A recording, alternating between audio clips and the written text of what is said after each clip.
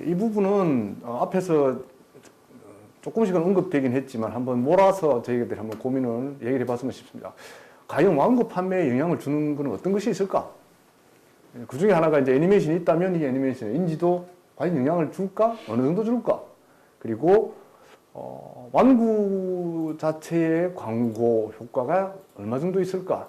이 말은 애니메이션이 없는 완구에 해당될 수도 있습니다.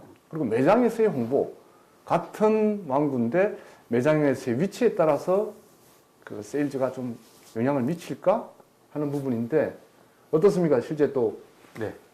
현장에서 보시는 분 입장에서는 네. 또는 이게 놓친 부분이 있으면 또 같이 언급을 해주시면 좋겠습니다. 사실 뭐 말씀하신 모든 종합적으로 다 마케팅적으로 되게 중요하죠. 중요하고 애니메이션 인지도도 굉장히 중요한데요. 저 사실 요즘에 그런 생각을 많이 합니다. 하는 생각 중에 하나가 실제로 이 뭐 재방산방이 걸리는 이 어린이 채널들 과연 몇 명의 어린이들이 이걸 볼까? 네, 케이블에 뭐 재능 TV다, 투니버스다 우리가 일반적으로 알고 있는 이 TV 채널들을 뭐 시청률 몇 프로입니다라고 하는데 정말 궁금한 게 실시간으로 지금 유튜브 같은 경우는 지금 우리의 채널에서 몇 명이 라이브로 보는지가 명확하게 나오지 않습니까? 그리고 끝나고 나면 몇 명이 봤는지도 알 수 있는데 애니메이션 그게 없어요. 정말 그게 없거든요. 그래서 이 재방, 3방, 4방이다, 5방이다 걸리는 게 어떤 의미가 있는지 잘 모르겠어요. 이 애니메이션이 더 이상 전통적인 방법으로 아이들에게 접근하는 게 이제는 조금 아닌다는 생각이 들어요. 최근에 생각나는 인기 TV 애니메이션이 기억이 나지가 않아요.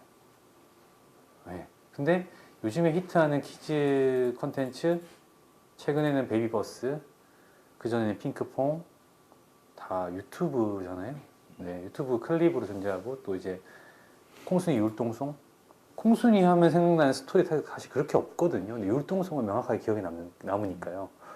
조회수를 보면 말도 안 되는 조회수가 유튜브상에 나와 있거든요. 뭐 몇 번을 보니까요, 사실은. 더 이상 제가 봤을 때는 애니메이션이 어린이 채널에 걸려서 여러 번 방송을 한다고 히트를 하는 건 아닌 것 같아요. 그건 확실하게 제가 말씀드릴 수 있을 것 같아요. 오히려 그 비용을 사실은 그 방영권도 사실 되게 중요한 수익의 하나의 일원이잖아요. 차라리 유튜브로 해서 유튜브 채널에서 차라리 근데 키즈로 이제 전환되면서 수익이 워낙 낮아졌으니까 또 그것도 문제긴 한데 차라리 다른 쪽을 좀 푸는 게 어떤가 생각은 하거든요. 애들한테 IPTV다, OTT다 제가 봤을 땐 좀 어려운 것 같아요. 네, 그렇고 그리고 또 광고? 어린이 상품의 광고는 아까 말씀드린 그 채널에서 하거든요. 저희 애는 광고 안 봐요. 네, 이 몰입도가 떨어지거든요. 어린이 채널도 잘 안 보지만 광고도 잘 안 봐요. 그 어린이 채널에서 하는 그 완구 상품의 광고가 어떤 실효성이 있을까? 저는 사실 잘 모르겠어요. 네. 근데 어쨌든 저쨌든 간에 대형마트에서 이 상품이 좋은 위치에 매대에 디스플레이랑 같이 진열되어 있는 거. 그거는 좋든 싫든 마트에 장 보러 왔다가 보게 되니까 엄마들이. 네. 차라리 그게 더 효과가 있네. 제가 마트 바이어라서 하는 생각일 수도 있겠지만 저의 하루를 저도 이제 애 아빠로서 생각을 해보면 저와 저희 집사람의 아이를 키우는 이 육아 생활 그리고 저희 엄마, 저희 아버지까지 같이 해서 이제 어떻게 보면 요즘에 A4 시대에서 저희 처갓집 식구들까지 애 하나를 지금 매달리고 있는 상황인데 실제로 어린이 채널에서 광고를 보면서 애가 와닿지 않거든요. 하지만 모든 그런 마케팅이나 이런 컨텐츠를 호흡하는 건 다 유튜브로 이루어지고 있어요. 그럼 저는 차라리 이 방영권 수익을 과감히 포기하면서 유튜브를 통해서 낮은 허들을 통해서 접근하는 게 어떨까? 라는 생각도 하거든요. 근데 또 그런 분들도 있으세요. 넷플릭스는 어때요? 넷플릭스로 구독을 하는 분들은 집에 TV가 없거나 집에 1인 가구가 많을 텐데 거기서 아동 컨텐츠를 건다고 몇 명이나 볼까요? 근데 그만큼 넷플릭스가 독점을 줘서 많은 수익을 준다면 또 다른 얘기긴 하겠지만 완구로 수익을 받지 않아도 상쇄할 수 있겠지만 제가 봤을 때 어린이 채널도 의미 없고 OTT도 의미 없는 것 같아요. 애니메이션 히트시키려면 유튜브. 저는 유튜브는 뭐 뉴미디어 중에서 유튜브가 네. 가장 강세다. 네. 그런 것이고. 그럼 이제 매장 홍보나 완구나 이런 부분도 어쨌든 좀 종합적으로 네. 다 어우러져서 될 수 있는 건데. 네, 맞습니다. 최근에 그러면 애니메이션 투자 제안서에서도 저렇게 마케팅 쪽 파트에서 저런 부분이 많이 반영되고 있습니까? 그러니까 저도 이제 비슷한 생각이었던 게 이제 얼마 전에 저 이제 멘토링 할 일이 있어서 멘토링 해줬던 회사 중에 이제 거의 이제 비슷한 게 있었어요. 그러니까 이걸 TV로 가야 될지 OTT로 가야 될지 근데 지금 뭐 3세에서 5세 사이 타겟의 어떤 완구를 교육하고 접목시켜서 하려고 하는데 근데 이제 제가 그 얘기를 했어요. 그러니까 이걸 TV 시리즈 가면 못해도 15억, 20억이 들 텐데 그러면 그 15억, 20억을 들여서 영상물 갖고 가면 어느 정도 매출을 기대를 하시냐. 근데 내가 그동안 투자해 봤을 때는 국내 시장 환경에서 아무리 영상물로 많이 판매를 한다 그래봐야 내가 볼 때는 10억 이상 회사이가 너무 어렵다. 뭐 많아야 한 5, 6억 되실 거다.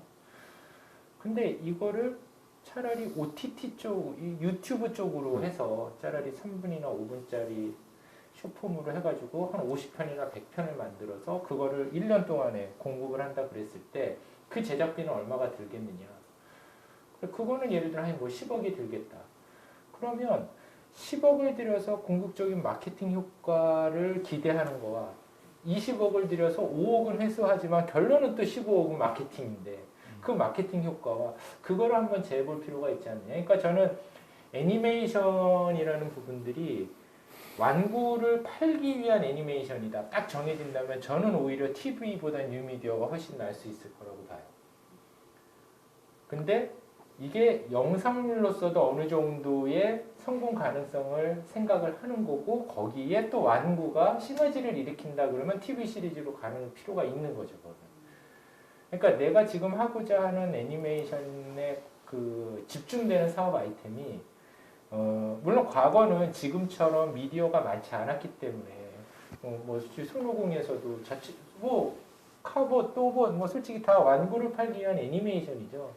근데 이게 지금처럼 이렇게 확대되지 않았으니까 윈도우가 그래서 그땐 그렇다 하더라도 지금은 너무 많은 윈도우들이 있잖아요. 미디어들이 있고 이런 상황에서 그럼 내 애니메이션을 제작하는 목적 자체가 완구를 팔기 위함이냐 아니면 영상물도 팔고 완구를 팔기 위함이냐 아니면 난 영상물만 할 거냐 이거에 따라서 내가 어느 포인트를 가지고서 애니메이션을 기획을 해야겠다가 좀 중요할 거고 그거는 상당히 큰 영향을 가져갈 겁니다. 진짜 TV 시리즈로 만드는 거와 맞아요. OTT 유튜브형으로 쇼폼으로 만드는 거는 되게 많은 비용적인 부분들도 있을 것이고 정작 완구 말씀하셨던 것처럼 완구의 마케팅적인 효과는 오히려 테레비보다는 유튜브가 훨씬 더 클 수가 있는 거죠. 근데 아직까지는 특히 이제 어린이들한테 애니메이션을 보여주는 게 솔직히 EBS가 제일 많잖아요. 왜냐면 부모 입장에서는 그래도 EBS니까 애들한테 나쁘지 않은 교육적인 걸 하겠지. 그럼 이제 그걸 보여주는 거예요. 또 아침에 어린이집이나 유치원 가기 전에 보는 거고. 그러다 보니까 이 EBS는 애들하고 그래도 보는 이게 크죠. 근데 EBS를 제외한 나머지 지상파는 솔직히 보면 애니메이션 하는 시간에 애들이 있지 않잖아요. 그 시간에는. 애들이 있지 않은 시간이란 말이에요. 이제 그런 부분으로 봤을 때는 애니메이션이라는 부분들이 과연 내가 어떤 내 사업 계획에서 실제로 애니메이션이 차지하는 비중이 어느 정도냐에 따라서 고민을 하실 필요가 좀 있지 않나. 애니메이션을 기획하고 제작하시는 분 입장에서는 그런 부분을 다 담을 수 있다라고 본인 생각하시지 않나요? 특히 이렇게 한쪽으로만 쏠려서 기획하기가 참 부담이 많이 되실 텐데 어떻습니까 현실적으로? 그렇죠. 이거는 결과적으로는 저희 애니메이션 기획하시는 분들이 결국에는 영상으로 띄우고 싶은 마음이 이 업을 시작을 했어요 이미. 근데 돈도 벌고 싶어. 그게 이제 상충하는 거죠. 근데 이거 비즈니스적인 이제 경험치가 좀 이제 쌓인 분들은 명확하게 구분을 하시는 것 같아요. 그러니까 이 프로그램은 어떤 목적으로 만들어졌다라는 거를 이제 포지셔닝을 하시죠. 이게 사실 되게 중요해요. 아까 전무님이 말씀하신 부분에 저는 되게 많이 듣기도 하지만 이게 실행 단계에서는 진짜 힘들어요, 사실은. 근데 어느 정도 이제 노련하신 분들은 확실하게 포지셔닝을 하시고 딱 쓸 돈만 쓰시고 그 결과물이 안 됐을 때는 빨리빨리 대처하시죠. 근데 저는 기본적으로 키즈 콘텐츠에서 이런 뭐 핑크퐁 얘들 많이 들잖아요. 핑크퐁 얘도 많이 들고 뭐 뽀로로도 많이 들고 하는데 그런 스타가 나오는 데에 벼락스타는 없다라는 생각이 좀 들어요. 그래서 너무 이 애니메이션 산업 자체를 짧은 기간에 승부 보시려고 하시는 분들이 있다 보니까 이게 실패다 그냥 이게 안 됐어 라고 그냥 치부되는 게 좀 안타까운 거. 사실 찬찬히 보면 되게 좋은 콘텐츠가 우리나라에서 많이 만들어졌는데 저는 이 지속성이 너무 떨어졌다라는 생각이 좀 들어요. 키즈 콘텐츠는 결국에는 아이들한테 얼마만큼 스며드는가 이게 오래 좀 장기 전략이 좀 많이 필요한데 해외에서는 그렇게 성공하는 작품들이 많았었고. 네. 저 부분은 뭐 현실적인 고민이 계속 되리라고 보여집니다. 다음 아젠다 한번 보겠습니다.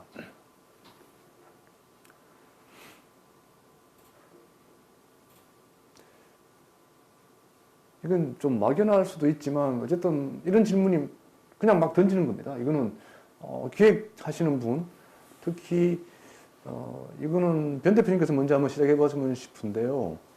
어떻습니까? 기획할 때 완구를 염두에 둘 경우에 뭘 우선순위로 잡으십니까?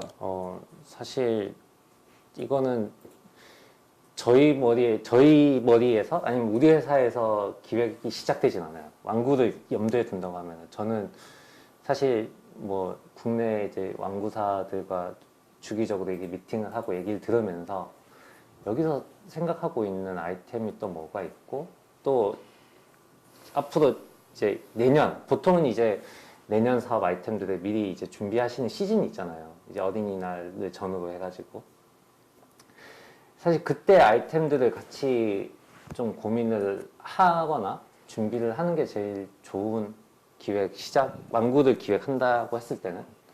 네. 완구 타이밍을 네. 나름대로 중요시 하시는군요. 그렇죠. 그리고 저희는 대부분 중국이랑 좀 같이 하다 보니까 중국 시장의 어떤 트렌드 좀 맞추는 편이에요. 그럼 투자 제안서를 많이 봐보신 입장에서는 딱 찝히는 뭔가 있습니까? 요소가? 그러니까 저는 아까도 말씀드렸던 것처럼 이 애니메이션을 제작하시는 분은 애니메이션은 솔직히 이게 다 복합적이잖아요. 그 안에 스토리가 있고 캐릭터가 있고 캐릭터마다에도 성격이 있는 거고 이렇게 쭉 있는데 그 부분들을 충분히 완구에 녹였느냐 안 녹였느냐가 되게 중요한 것 같아요. 그러니까 완구를 사면서도 내 그 스토리가 같이 묻어나와야 되는 부분들이 있는데 이제 그냥 단순히 외형적인 걸로만 갖고 완구를 생각을 하시는 기획들이 가끔 있다라는 거죠. 그러면 이걸 갖고 예를 들어 보죠. 이게 뭐 아주 그냥 극단적 그냥 예입니다. 그냥 예로 들어. 변신 로봇을 갖고 봉제왕구가 잘 팔린다고 봉제왕구를 만들면 그게 뭐 얼마나 팔리겠냐라는 거죠. 역으로 뽀로로를 가지고 프라모델을 만들었어요. 그럼 그게 뭐 또 얼만큼 팔리겠냐는 거죠. 그러니까 물론 이제 그렇게 그냥 극단적인 예를 제가 말씀을 드리는 거지만 이게 어떻게 보면 되게 조금 작은 차이일 수도 있는데 그냥 완구는 완구로서 그러니까 그런 느낌이죠. 그냥 캐릭터를 머그잔에 붙여서 캐릭터 상품을 파는 듯한 느낌의 완구들이 보일 때가 있어요. 근데 그러면은 아까 과장님께서 말씀하셨던 것처럼 그냥 뭐 이거는 변별력이 없는 완구잖아요. 오히려 기존의 인지도 높은 완구에 비해서는 오히려 떨어지는 완구가 될 수도 있고. 그러니까 내가 이 애니메이션 통해서 예를 들어 똑같은 변신 로봇이라 하더라도 로보카폴이랑 카봇은 되게 많이 다른 거잖아요. 그러니까 그런 것처럼 뭐 유사하다라는 게 아니라 내 애니메이션이 갖고 있는 이 완구에 녹여줄 수 있는 이 감성이라 그럴까? 이런 부분들이 완구에 얼마만큼 전달이 됐느냐 이런 게 좀 중요한 것 같아요. 그런 부분 아까 책임님 말씀하신 초반에 언급한 부분과 많이 일맥상통하는 것 같은데 어떻게 보십니까? 완구를 이렇게 이런 거 왜 놓치고 있지? 이런 중요한 부분이 있다고 하면 근본적으로 이 컨텐츠사랑 완구 회사가 다른 회사이기 때문에 발생하는 일인데요. 전문님 말씀하신 그대로예요. 이 애니메이션의 어떤 요소를 내가 완구로 담아낼 건지를 애니메이션사는 미리 캐치를 해서 처음부터 기획을 해야 되고 그걸 잘 봐서 완구사는 완구로 만들어야 되는 거거든요. 그러니까 바톤을 딱 주면 그때 딱 받아야 되는 거죠. 근데 그 완구를 아까 뭐 이렇게 전문님 말씀하셨던 게 완구를 팔 애니메이션이냐 아니면 그 컨텐츠 그 자체로 승부할 애니메이션이에 따라 이 애니메이션의 목적이 다르겠지만 컨텐츠에 이제 완구를 파는 애니메이션을 두고 가정을 말씀을 드리겠습니다.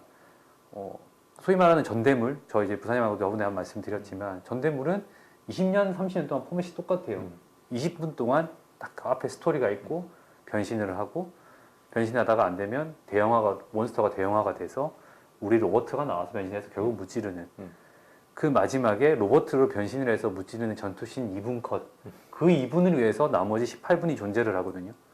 그 무찌르면 그냥 그걸로 끝나잖아요. 2, 30초 뒤로 끝난단 말입니다. 그거는 아직도 바뀌지 않는 공식인 거예요. 그래서 처음에 변신할 때 그 이제 뭐 예를 들면 파워레인저 변신하는 변신기가 있고 그 다음번에 로봇이 있고 애들은 20분 내내 긴장해서 보는 게 아니라 마지막 그 2분 좀 더 범위를 넓힌 다음에 변신해서 전투하는 것까지 해서 한 5분 정도를 위해서 보는데 지금의 이제 애니메이션사들 만나보면 어느 타이밍에서 이 완구로 갑니까? 라고 하면 이 뭐 17분짜리 클립이다, 15분짜리 클립이다, 처음부터 끝까지 힘을 주려고 해요. 힘을 줘서 퀄리티가 높아지는 게 중요한 게 아니라 그래서 제작비가 올라가고 낮아지고 뭐 인건비가 많이 들고 그게 중요한 게 아니라 20분짜리든 15분짜리든 10분짜리든 그 애들이 미칠 만한 요소가 어느 포인트에 있냐는 게 저는 제일 중요한 것 같아요. 근데 그걸 여쭤봤을 때 명확하게 답을 줄 수 있는 애니메이션사가 몇 명이나 있을지 그리고 그걸 가지고 정확하게 캐치해서 그걸 완구화시키는 완구사가 몇이나 있을지 그러니까 일하는 방식의 문제인 것 같아요. 이게 하나라면 한 회사라면 서로의 손익을 생각하지 않고 우리는 이 2분을 위해서 존재하는 10분짜리 클립을 만들겠습니다 라고 얘기할 수 있을 텐데 정말 좋은 예시로 말씀드릴 수 있는 게 핑크퐁하고 콩순이인 것 같아요. 콩순이 율동성이 일반적인 스토리가 있는 클립보다 조회수가 훨씬 높고 상품화가 됐을 때 재창조되는 가치가 훨씬 높습니다. 율동성 끼케야 1분에서 2분 정도거든요. 근데 그거 보다가 디즈니 애니메이션을 보면 수준이 현격히 다른 것처럼 느껴지겠죠. 그런데 그 또래 애들한테는 디즈니 애니메이션이 아니라 드림웍스 애니메이션이 아니라 콩순이가 먹히거든요. 제작비는 100분의 1도 안 되겠죠. 뭐 1000분의 1도 안 될 거예요. 또 요걸 하나 말씀드릴게요. 핑크퐁이 최근에 원더스타라는 애니메이션으로 아주 고퀄리티로 만들어지고 있어요. 근데 원더스타 상품보다는 여전히 아기상어 율동성 1분 30초짜리 유튜브 클립이 훨씬 더 아이들에게 큰 반향을 일으키고 있고 결국 구매로까지 이어지게 만들거든요. 그 또래 애들이 미칠 만하게 할 요소를 컨텐츠가 정확하게 담고 있는 거예요. 그러면 불필요한 투자비도 만들 필요도 없고 들 필요도 없는 거고 제작 기간도 오래 들 필요도 없겠죠.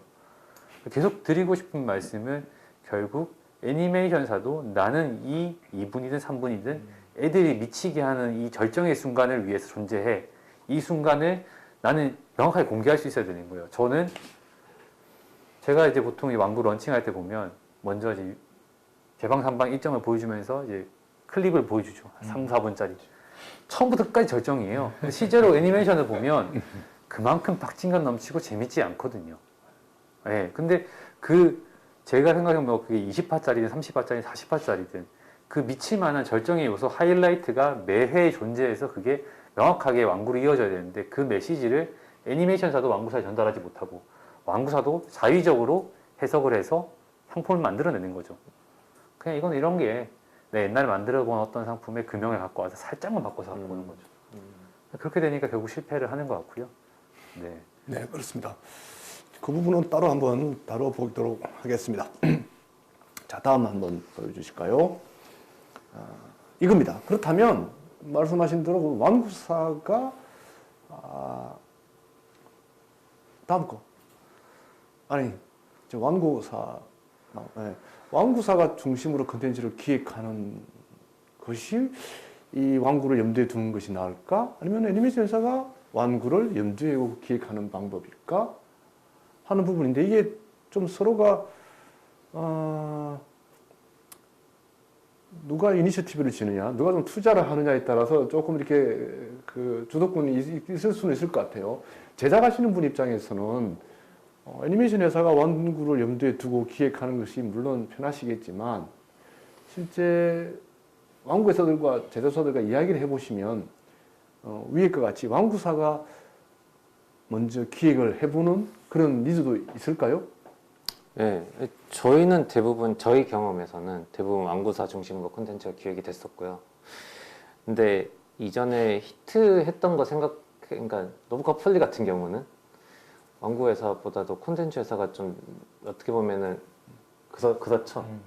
근데 그 시대는 또 지금 다르니까. 네, 그죠. 예, 지금은 또 그대로 한다고 해서 되는 것도 아니니까요. 그러니까요. 예. 근데 저희는 지금은 완구 기획에 있어서 완구 상품을 어떻게 보면 염두한 기획에 있어서는 철저하게 완구사부터 시작을 해요. 저희는.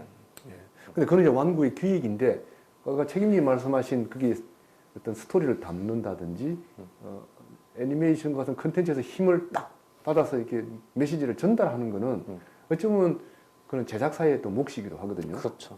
근데 그런 부분에서 어찌 보면 완구와 애니메이션을 제작하는 두 파트너가 정말 일심동체가 되지 않고는 그런 힘에 맞는 결과물이 나오기 어려워 보이는데, 그러니까 저게 약간 그런 것 같아요. 이게 비교가 될지 모르지만 완구사 중심으로 콘텐츠를 만드는 거는 CF를 만드는 거예요. 그러니까 CF 뭐 외주 주잖아요. 근데 이제 그 CF 발주한 예를 들어 뭐 롯데그룹이다. 롯데그룹에서 이제 오너께서 딱 보시잖아요. 이번에 뭐 사이다를 내는데 이렇게 이런 컨셉에 이런 걸로 해서 몇 개 땅땅땅 보고서 아, 이게 좋아. 그게 약간 완구사 중심으로 콘텐츠를 기획하게 되면 그렇게 되는 것 같고, 애니메이션사가 완구를 염두에 두고 기획하는 거는 드라마 PPL 같지 않을까 생각이 드는 거예요. 정말 그러니까 내 드라마 안에 예를 들어 뭐 전지현이 선글라스를 쓰다거나 그쵸? 뭐 송중기가 뭐 옷을 입는다 했을 때 그러면 요 상품들 요런 것들을 이 안에 녹여놓으면 이게 잘 팔리겠구나를 기획하는 것 같아서 약간 그런 느낌이 들긴 드는데, 이제 애니메이션과 완구는 극단적으로 이렇게 비교하기는 좀 어렵지만 저는 그런 의미에서 아까 책임님께서는 말씀하셨지만 완구사도 충분히 애니메이션 회사의 애니메이션 스토리나 이런 부분들을 이해를 해야 되는 거고요. 그 다음에 애니메이션 회사도 완구사가 이제 상품으로 잘 팔릴 수 있는 완구가 어떤 건지에 대한 정보를 충분히 얻어서 그거를 같이 고민을 해야 되는 부분들이기 때문에 꼭 누가 주도가 돼서 만든다라기보다는 같이 고민을 해야 되는 입장이고, 근데 솔직히 성공이라는 관점이 완구를 중심으로 본다 그러면은 완구사가 컨텐츠를 기억하는 게 훨씬 낫겠죠. 네. 지금 이제 저희 언론 댓글 중에서도 이런 게 있습니다. 뭐 우리가 한 얘기에 패널분들이 하신 얘기에 대해서 공감하는 부분인데, 유튜브와 같은 뉴미디어에 공개되는 컨텐츠에 대해서도 결국은 비슷하게 처음부터 여럿이 머리를 맞대는 구조로 가야 하는 게 아닐까요? 다 공감하시는 내용인 것 같습니다. 자, 다음 장표 한번 보겠습니다.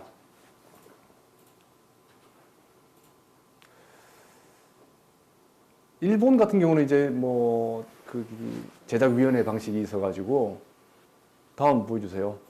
네. 아니 아까 저 일본, 네, 처음 완구 콘텐츠를 기획할 때 일본 완구 넘어가네요. 네, 정말 재밌네요.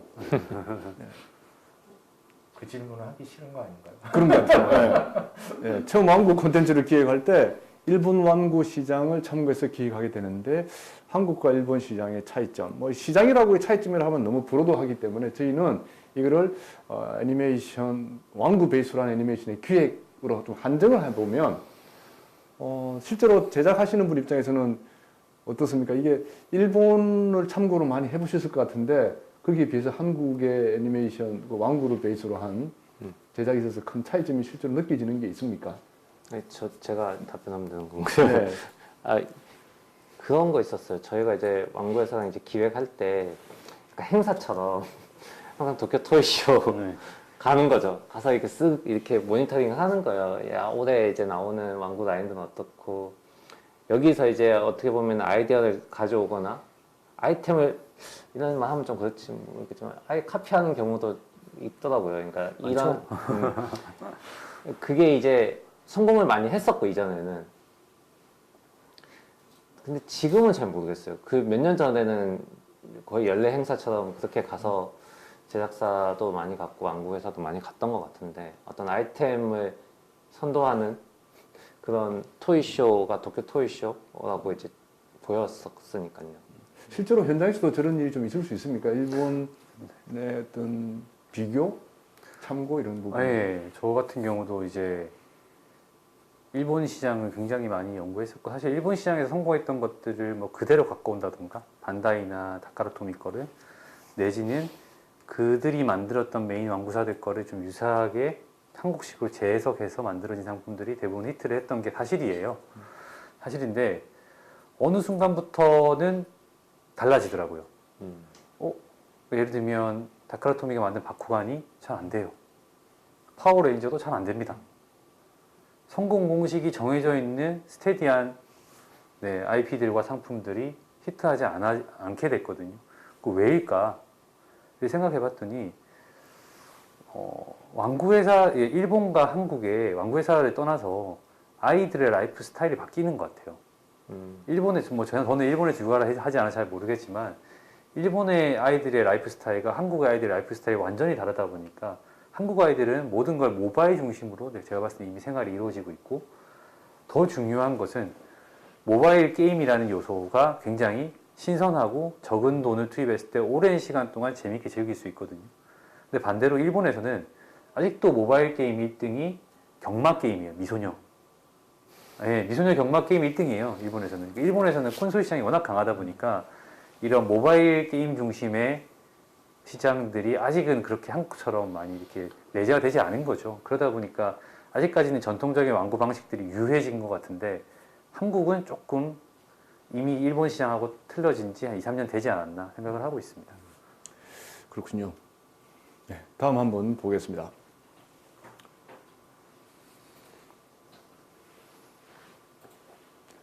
완구사들이 매년 새로운 아이템을 출시하기 위해 준비하고 있습니다. 그러면은 애니메이션 회사들은 어느 시점에 완구사들과 미팅을 하는 게 좋을까? 이거는 뭐 저도 말씀드릴 수 있을 것 같긴 한데 처음부터 만나야죠. 그죠? 네, 네. 처음부터 만나는 게 제일 좋습니다. 네. 근데 실제 현실적으로 현장에서 제작하시는 분이 네네. 처음부터 만났을 때 이렇게 왜냐면 이제 처음에 리딩 타임이 너무 길 수 있으니까 왕구사가 어느 정도 되면 좀 와주세요 할 때 그 어느 정도라는 것이 혹시 있을까요? 그러니까 최소 기간은 일단 개발까지 생산까지 하는데 진짜 최소는 6개월인 것 같아요. 최소 걸리는 시간은. 그러니까 이제 보통 이제 한국 왕구 시장으로 따지면 뭐 전 세계도 마찬가지일 것 같은데 두 번의 이제 큰 시장이 있죠. 어린이날 그리고 크리스마스 시즌 두 시장이 있으니까 이제 방송 시점이랑 같이 겸해가지고 우리가 만약에 연말에 이제 출시를 예정이다. 12월 달에 출시 예정이다라고 하면 최소 6월 전, 5월 이전에는 만나서 협의를 해야지만 출시와 완구를 이제 맞출 수 있는 거고요. 그건 이제 어떻게 보면 가장 타이트한 시간. 근데 아까 책임님이 말씀하셨던 것부터 어떻게 보면 기획 단계에서부터 콜라보를 하는 게 가장 성공 확률이 높기 때문에 제 생각에는 6개월이 아니라 12개월 전부터 만나야죠. 애니메이션. 그 부분을 대부분 다 이해는 할 것 같아요. 처음부터 같이 해야 된다. 그런데 사실 현실적으로 그게 안 되는 거죠. 네. 안 만나주니까. 네, 안 만나주는 것도 있고 사실 그렇죠. 이게 좀 다 해놓고 갖고 와. 네, 그러니까. 네, 사실 그런 분들도 되게 많아요. 되게 많은 거의 절대 다수 그렇고 저 역시도 왕구사가 이런 갖고 오면 상품 다 만들어지면 가져오세요. 저도 똑같이 얘기하거든요.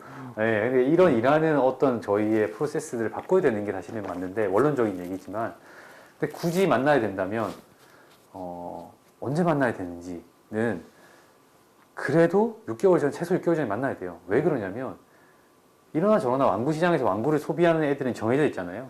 점점 적어지고는 있지만 근데 6개월 뒤에 내가 붙을 상대편 대진표는 알아야 될 거 아닙니까? 이러나 저러나 당장 내 상품이 같이 매대에 놓였을 때 붙을 애들이 어떤 애들인지 알아야 되는 거죠. 예를 들면 나는 공룡 애니메이션을 갖고 왔어요. 공룡 애니메이션에 혁신적인 내가 공룡 애니메이션을 갖고 왔어 라고 했는데 나랑 붙을 좀 더 큰 왕구 회사가 똑같은 걸 갖고 온 거예요. 얘는 나는 이미 제방 정도 준비했는데 얘는 한 5방, 6방 준비하고 있는 거죠. 그리고 더 많은 마케팅 비용을 가지고 얘가 뜰 것이냐 얘가 뜰 것이냐라고 준비한다면 얘기한다면 당연히 얘가 떠요. 그래서 저는 그럴 때마다 얘기해줘요. 미리 귀뜸을 해줘요. 모 회사가 이미 비슷한 걸 준비하고 있어요. 이때는 나오지 마세요. 굳이 나와야 되면 한 타임 걸고 나오세요. 그 정도 얘기는 해드릴 수 있어요. 근데 보통 이제 이 왕구사도 그렇고 애니메이션사도 그렇고 내 일정에 맞춰서 다른 회사들을 맞추려고 그래요. 내가 먼저 이렇게 약간 저 아까도 말씀드린 하나의 강의라고 한다면 이게 수원지잖아요. 수원지면 내 일정에서 뒤로 이제 흘려보내려고 하는 거죠. 계속 뒤로 미루는 거예요. 일정을. 그럼 나는 제때 애니메이션 갖고 왔는데 제가 제때 왕구를 수입을 못해서 제작을 못해서 뭐 이렇게 얘기가 나오는 거예요. 그러니까 어린이날 놓치게 돼서 7월에 나온 애들도 대부분 다 그래요. 6월, 7월에 나온 애들이. 왜 이렇게 됐어요? 왕구사가 늦어가지고요. 뭐 이렇게 얘기하거나 아니면 왕구사를 물어보면 애니메이션사 너무 늦게 들고 와서. 네. 그러니까 이게 일정들을 촘촘하게 하진 못하더라도 적어도 한 6개월 전 정도쯤에는 서로가 좀 적어도 6개월 뒤에 대진표는 좀 보고 얘기를 하자. 예, 이러나 저러나 영화도 똑같잖아요. 같이 극장에 걸리는 게 어떤 영화인지는 대충 알고 거니까. 근데 그것도 모르고 그냥 오시는 분들 정말 많아요. 네. 맞습니다. 6개월이라는 숫자 네. 일단 기억해 두시면 좋을 것 같습니다. 6개월이 어떻게 보면 메이드 되고 나서부터니까 사실은 여러 파트너도 찾아봐야 될 거 아니야. 근데 뭐 투자 부분도 우리가 저번 세션에서 했지만 투자는 최대한 빠를수록 좋다. 그렇죠. 그러니까 네. 투자라는 거는 물론 딱 처음 만나갖고 검토하자마자 투자가 딱 들어오면 좋은데 이제 그러기 쉽지 않잖아요. 그리고 지난번에도 말씀드렸지만 저희 같은 기관 투자자는 엔딩머니가 되기를 희망한다고 말씀드렸는데 그 비록 엔딩머니가 됐을 때도 무조건 하는 거는 또 아니거든요. 그러니까 이러한 기획을 한다. 그리고 아까 6개월 말씀하셨는데 책임님께서도 내가 이러한 왕구사들을 만나고 있다. 그러니까 왕구사 하나를 만나서 뭘 계약을 합니다. 그러나 계속 왕구사들 여러 군데 만나서 나랑 가장 잘할 수 있는 데를 선택을 하려는 거고 이제 그런 진행 과정들을 계속 얘기를 해주시는 거죠. 해주시면서 실제 계약을 하고 실제 예를 들어 제작 들어가시고 하다 보면 아 이거는 나와서 왕구가 될 가능성이 높구나 해서 이제 투자가 진행이 될 수 있는데 지금 뭐 어디랑 검토 중입니다. 뭐 어디에서 한다고 합니다. 라는 부분들로 솔직히 투자까지 끌어내기 쉽지 않으시지만 그래도 그런 거는 계속 커뮤니케이션 하실 필요가 있다는 거죠. 네, 그러니까 이 완구의 출시도 중요하지만 또 투자를 포함한 주변 파트너들에게 위해서도 가능한 한 빨리 한번 피드백을 받고 미팅을 가지는 게 그러니까 사실 여쭤보고 싶은 게 하나 있었어요. 오늘 전문님 뵙게 되면 저번 방송 때도 얘기를 나눴지만 이 투자를 받으시잖아요. 어쨌든 벤처 VC를 하시면서 이제 투자를 받으시게 되는데 저는 최근에 생각하고 있는 거는 결국 이 산업은 한 몸통을 가지고 있으니까 하나의 컨소시엄을 형성해서 같이 하나의 포트폴리오를 가져와서 투자를 받는 게 맞다고 생각을 하거든요. 맞아요. 네, 근데 왕구사는 이미 이제 이걸 계약을 해서 시작하는 시점에 이미 성패는 갈려 있어요. 솔직히 말씀드리면 계약을 했습니다. 예를 들면 목고지에서 모 애니메이션 제작에서 왕구를 갖고 와서 어떤 왕구, 제가 왕구사입니다. 갖고 와서 뭐 얼마치를 수입을 해서 이미 오고 있는 거죠. 이미 딱 땅땅 치고 있는 순간에 이제 한 3, 4개월 뒤에 물건 컨테이너로 오고 있는 겁니다. 이제 그 시점에서 이미 모든 건 시작된 거예요. 사실은 된 건데 그 명운을 목고지와 저라는 왕구사가 같이 하느냐? 그렇지 않거든요. 여기서 이미 투자가 돼, 여기서는 이미 리스크를 해지했고 저는 저대로 새로운 리스크가 시작하는 겁니다. 네, 근데 제 돈은 저의 투자금의 실현은 이게 다 팔았을 때쯤에 실현이 되는 거죠. 그럼 돈을 내고 나서 6개월 뒤든 7개월 뒤든 왕구사가 투자금이 만약에 실현이 안 됐습니다. BEP를 못 맞춘 거죠. 그러면 왕구사는 그 재고를 가지고 똥재고를 가지고 계속 혼자 할인을 치면서 계속 손실을 감수하면서 계속 나오는 겁니다. 그러니까 이게 그러니까 나중에는 인원은 감축하고 네, 인원을 감축하고 뭘 하고 해요. 이게 올바른 업무 방식인가? 아닌 것 같다는 거죠. 애초에 얘랑 협의합니다만으로 갈 것이 아니라 나 얘랑 컨소시엄으로 한번 가볼 테니까 이걸 투자 받고 싶습니다. 내지는 굳이 뭐 VC가 아니더라도 영화나 저희는 이제 계열사인 롯데 엔터테인먼트가 있으니까 뭐 공모 펀드한테로 펀드 받을 수도 있잖아요. 그 제가 봤을 때는 수익 산정에 대해서 가장 명확하거든요. 왕구는 원가가 얼마고요, 마케팅비가 얼마고요, 매출이 얼마예요. 이 정도 예상하고요. 이만큼 팔 수 있을 것 같아요. 그래서 방영 수익이 얼마고요. 이 컨소시엄이 이 수익을 몇 대 몇으로 배분을 하게 되면 사실 왕구하는 입장에서 마진이 3, 4% 그렇게 안 크거든요. 서로 양보해준다면. 네.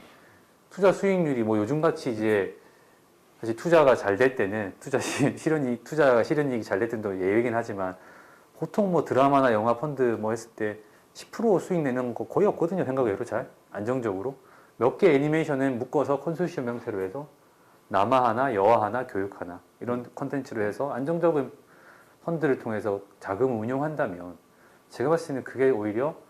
앞으로 시장의 해법이 아닐까라고 생각은 하는 거예요. 서로 이제 나는 여기서 투자받으면 끝이야. 너는 이제 자 너희 길을 가라. 라고 왕구사에 줄 것이 아니고 왕구사도 정말 저 같은 바이어한테 올 때는 이미 거의 목숨 내놓고 와요. 난 이거 떨어야 되니까 초도 발주를 받아서. 네. 왜 하는지도 모르고 오는 사람도 있어요, 정말요. 지금 이 샘플이 오자마자 바로 저한테 오는 겁니다. 네. 합체 로봇이라고 하면 제가 합체된 상태로 오잖아요. 제가 다시 채워버려요. 다시 합체해보세요. 못하는 경우도 있어요. 그만큼 급하니까. 급하니까. 그 사람 잘못이 아닌 거예요. 네. 그렇게 온 거예요. 오자마자 온 거예요. 빨리 리스크를 해줘야 되니까. 네. 그러니까 저는 아예 그래서 왕구사랑 이런 컨텐츠 회사가 처음부터 서로 이제 이렇게 안고 있다가 자 봐라, 자 서로 비팅 붙여보자 이제 이런 식으로 맞아요. 이런 식으로 얘기할. 왜냐하면 분명히 애니메이션사도 처음에는 제일 큰 회사에 갈 거예요. 손오공 영실업부터 갑니다. 얘들이 안 한, 개런티 얘들이 안 한다 그러면 반응이 뜨뜻미지근합니다. 그러면 이제 그 밑에 있는 회사를 가겠지. 그 밑에 티어에. 그렇게 될 거거든요. 그게 아니라 처음부터 우리 이런 게 있는데 너의 포트폴리오에 이런 애니메이션과 이 정도의 분류의 상품이 있는 게 어때? 이 정도 매출을 하는 걸 우리 같이 해서 같이 투자를 받아보는 게 어때? 그게 사모 형태든 공모 형태든 간에요. 그게 맞다고 보는 건데, 자, 나는 여기서 리스크 해제지니까 너는 이 정도에서 끝내. 라고 하는 건 옳은 업무 형태가 아닌 것 같아요. 이런 비즈니스 구조에 대해서 투자하시는 입장에서는 그러니까 어떻게 보십니까? 저도 계속 이제 뭐 저희도 모태펀드 제안하거나 할 때 제가 항상 이제 얘기했던 부분들이 이제 저는 이제 패키지드 투자라는 표현을 좀 쓰긴 하는데 이게 어떻게 보면 뭐 제작위원회 방식일 수도 있고 하지만 왜냐 이게 궁극적으로 애니메이션 자체가 영화나 드라마처럼 영상물만 갖고 수익을 올리거나 그 영상에 붙는 광고 수익 갖고만 수익을 올릴 수 있는 구조라 그러면 그냥 제작비만 투자를 하면 돼요. 되는데 애니메이션은 궁극적으로 그게 아니라 부가 사업을 다양한 부가 사업을 해야 되잖아요. 그럼 그 부가 사업 중에 메인 사업이 분명히 있단 말이죠. 그러니까 왕구가 됐던 게임이 됐던 뭐 아니면 출판이 될 수도 있고 그렇다고 한다면 저는 즉 애니메이션을 제작비로 투자를 하고 여기서 우리가 기대할 수 있는 수익은 뭐 완구가 1,000억을 팔리던 2,000억을 물론 좋긴 한데 거기서 3% 4%의 로열티 말고는 없어요. 없는 거죠. 근데 또 완구를 하시는 분들께서는 물론 그만큼 팔 수도 있죠. 아까 말씀하셨듯이 처음에 뭐 목업 개발부터 하고 본인도 투자해야 될 게 많고 마케팅도 해야 되고 근데 그게 성공할지 안 할지는 또 시장에 내봐야 하는 거고 그런 부분에서 아예 그러면 통으로 다 패키지를 해보자. 예를 들어 제작비가 한 20억, 완구 개발비 10억, 뭐 마케팅 비용 10억 뭐 이런 것들을 그러면 오케이 그러면 다 한 팟에 넣어서 이걸로 완구 개발도 하고 제작도 네, 하고 해갖고 맞아요.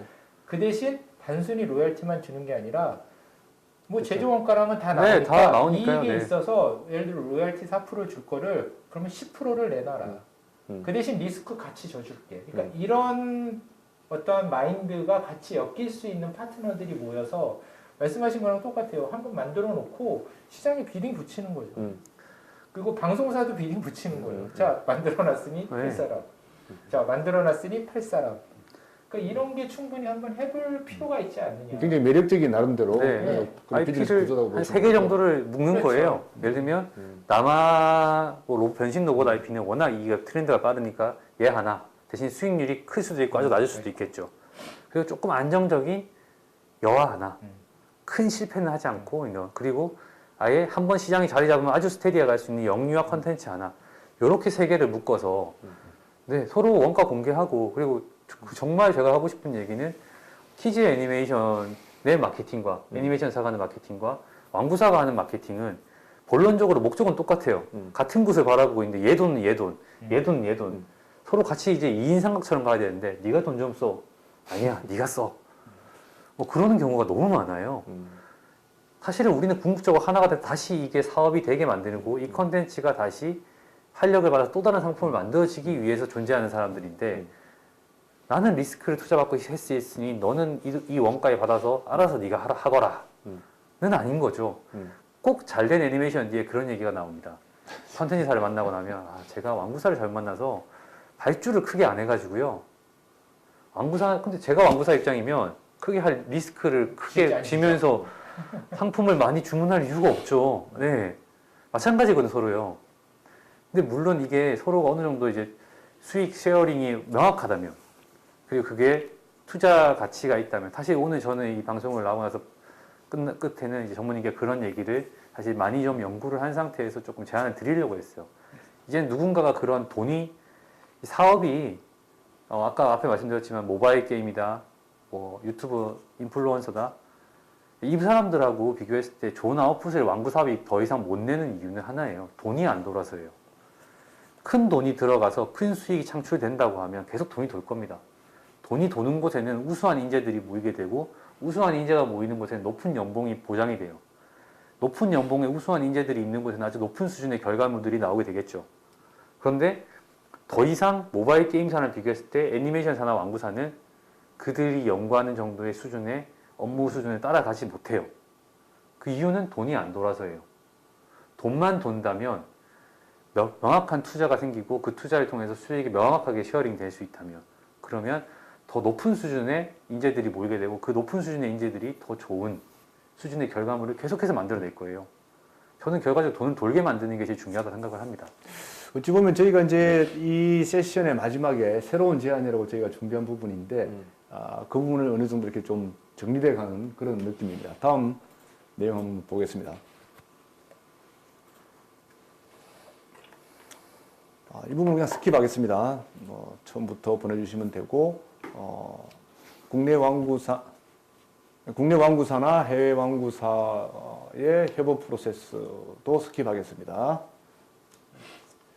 자, 이래서 저희가 어느 정도 이제 좀 의견을 모아봤으면 싶습니다. 저희가 지금까지 애니메이션 완구 시장의 전반적인 내용, 그리고 최근의 변화, 그리고 고민들, 새로운 이 모든 것이 좀 새롭게 뭐 할 수 있는 방법이 없을까라는 고민에서 시작이 됐습니다. 현상을 뭐 아는 게 의미가 있다기보다는 그것이 어떤 새로운 갈 길에 도움이 되고자 하는 것입니다. 다시 저희 책임님이 제안했던 그런 새로운 시각들에 대해서 투자하시는 분도 분명히 괜찮다. 그렇다면 그럼 왜 진작 이런 건 안 됐을까? 과연 이게 처음 시도일까? 저는 거기에서 많은 애니메이션뿐만 아니라 다른 쪽에 투자를 해보신 입장에서 볼 때 어찌 보면 이러한 투자의 구조의 새로운 해석이 새로운 산업을 만들어낼 수 있는 거거든요. 아무리 구조가 좋아도 돈이 들어오지 않으면 그냥 그건 구조의 장난으로 불과한 건데 어떻게 보십니까? 새로운 그러니까 저는 이런 게 아무도 생각 안 했던 게 나올다고는 생각은 안 해요. 그러니까 다 아마 각각의 위치에서 생각들을 하고 계죠. 아마 완구 제작사 대표님도 생각을 하시는 분이 계실 거라고 봐는데 이게 현실적으로 내가 이걸 꺼냈을 때 과연 누가 받아줄까에 대한 게 아직 명확치 않으니까 이런 제안을 못 드릴 수가 있는 거죠. 그러니까 제가 볼 땐 이거는 뭐 오늘 어떻게 만약에 이게 어떤 분들이 보고 계실지는 모르겠지만 일단은 뭐 투자하는 관점, 그 다음에 이제 유통하시는 관점, 이제 제작하시는 관점에서의 어떤 이런 생각들이 있다. 그러면 이 생각과 같은 생각을 하시는 분들이 있으면 한번 참여를 해보자. 그리고 이게 당장 내일 만들어지지는 않을 거예요. 그리고 이건 제안은 일단 하더라도 이 안에서 되게 많은 고민을 하고 토론을 해야 그래도 어느 정도의 결과물이 나올 거기 때문에. 그렇지만 일단 시작을 한다는 건 되게 의미가 있는 거거든요. 그래서 이러한 제안들을 만들어서 오히려 투자자를 끌고 오실 수가 있으실 거예요. 물론 투자자 중심으로 제안이 될 수는 있지만 이게 투자자 중심의 제안이 된다 그러면 정말 이게 투자자가 다 해야 되잖아요. 근데 실제 사업하시는 분들이 이런 구조를 투자자한테 제안했을 때 그럼 투자자가 이걸 받을까? 라고 아마 또 고민하실 수 있을 거예요. 왜냐면 이게 리스크가 더 커지는 거 아니야? 왜냐면 전체 사이즈도 커지고 그렇죠. 심지어 완구하는 데까지 투자를 하라 그래. 근데 애니메이션 투자가 이제 본격적으로 애니메이션 펀드 만들어지고 한 것도 이제 얼추 10년이 돼가거든요. 그럼 많은 투자를 했단 말이에요. 그리고 성공 경험도 있고 실패 경험도 있고 그 다음에 성공했던 건 어떤 이유 때문에 성공을 했다라는 것도 알고 그런 부분들 때문에 저희처럼 애니메이션 투자하는 기관에서도 단순히 이건 영상물 제작에 투자하는 한계가 분명히 있다. 애니메이션이 가지고 있는 밸류 체인이라는 게 있는데 이 밸류 체인은 어느 한쪽이 이만큼을 차지하는 게 아니라 이렇게 공이 나눠 가지고 가는 거기 때문에 그렇다 그러면 이 안에 같이 다 들어갈 수 있는 구조를 만들면 좋지 않겠느냐에 대한 고민들은 다 하고 있어요. 그러다 보니까 오늘 책임님께서 이게 제안을 주신 부분들도 제가 모태반도 제안할 때 제안서도 보여드리려면 보여드릴 수 있는데 딱 그 내용이었거든요. 그러니까 단순히 애니메이션 제작에만 투자해서는 한계가 있고 그 다음에 언제까지 로열티 3% 5%를 받아가지고 그 수익을 가지고 제작비를 가져갈 거냐. 근데 실제 완구를 제작해서 파시는 분들은 적어도 10% 15% 수익을 가져가시는데 그런다고 한다면 그러니까 서로 얼마만큼 리스크를 지고 또 서로 얼마만큼 내 수익을 양보를 할 수 있는 거에 공감대가 형성이 된다면 이런 제안들이 계속 만들어지고 그게 처음부터 성공의 결과가 나오면 좋겠지만 안 나오더라도 이걸 하는 과정에서 어느 한 번의 성공의 결과가 나오면 말씀하셨듯이 돈이 된다 싶으면 돈은 모이거든요. 제작하시는 분 항상 그런 고민이 많으실 것 같아요. 작품을 기획할 때 작품도 좋지만 어떻게 투자를 받을 것인가 그리고 키되는 파트너 완구 같으면 완구가 제일 키인데 이 파트너를 어떻게 내가 조인을 시키지? 이런 고민이 많으실 텐데 이걸 하나의 큰 패키지로 묶는 이런 구도에 대해서 한번 고민을 해보신 적도 있을 것 같습니다. 어떻습니까, Ben 대표님? 지금까지의 애니메이션 회사들은 좀 완구 회사랑 어떻게 보면은 그런 회사도 있죠. 이미 경험치가 많은 회사분들은 이미 소통하고 있고 그런 패키징을 조금씩은 뭔가 공동 제작이라는 형태로 많이 진행을 했었고 투자는 어떻게 보면은 그 만들어진 판에 이제 같이 들어오는 그것도 어떻게 보면은 뭐 제작위원회 같이 운영을 됐던 것 같아요. 근데 제가 드리고 싶은 말씀은 이제 막 이제 기획을 첫 번째 하고 이런 회사분들은 그런 기회가 사실은 좀 없었잖아요. 그래서 모르겠어요. 이게 어떤 형태의 패키징이 될지 모르겠지만 저는 좀 이렇게 공모라든지 아니면 또 사실 애니메이션 제작사분들도 사실은 각각의 어떤 기획에 있어서 특징들이 또 있거든요. 회사만에 가지고 있는 어떤 회사는 로봇물, 어떤 회사는 영화물 또 이런 거 있다 보니까 그러니까 저는 이게 철저하게 좀 완구 회사나 투자자분들이 좀 어떤 패키징을 하실 때 이런 회사, 이런 프로그램에서는 이 회사랑 하는 게 좋겠다라는 어떤 그림이 그려진다고 하면은 점점 기회도 많아지고 애니메이션 회사들도 아, 내가 이런 거를 좀 특성화 시켜야 되겠구나. 우리 회사 다 잘할 수는 없잖아요, 사실은. 그래서 좀 제작사만의 어떤 특징? 우리가 가지고 있는 기획적인 부분에서의 강화? 이런 것들 계속 고민하게 될 것 같아요. 말씀 들어보면 이런 것 같습니다. 마치 거대 합체 로봇이 하나 탄생하는 느낌? 그렇지 않습니까? 이게 뭐 트럭도 있고 자동차도 있고 승용차 세단이 있지만 이것이 각자의 트랜스포밍도 하지만 걔네들이 다시 합체, 2단 합체가 되면서 만들어지는 거대 합체 로봇이 하나 탄생한다. 나름대로 의미 있는 그런 결과물인 것 같습니다. 네.